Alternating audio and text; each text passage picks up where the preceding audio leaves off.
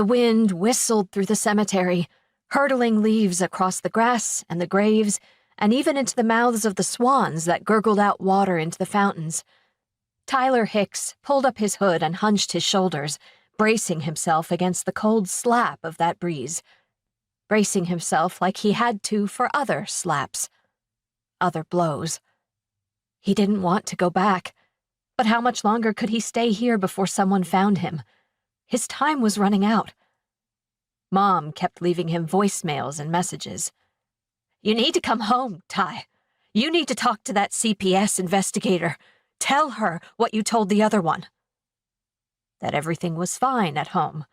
The bruises were from a stupid fight at school, or he fell down, or anything but the truth.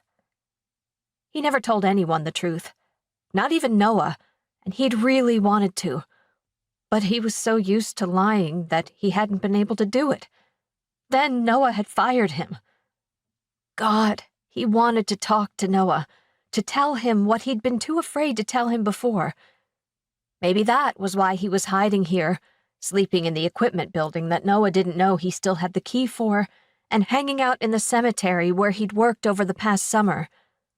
Because he wanted Noah to find him. Not that CPS investigator, Clare Underwood.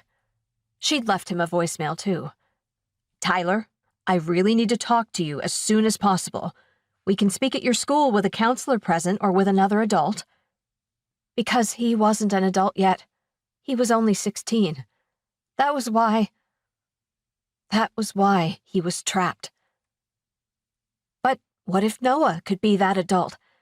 Maybe then Tyler would be able to tell the truth, finally, to him and to CPS investigator Clare Underwood.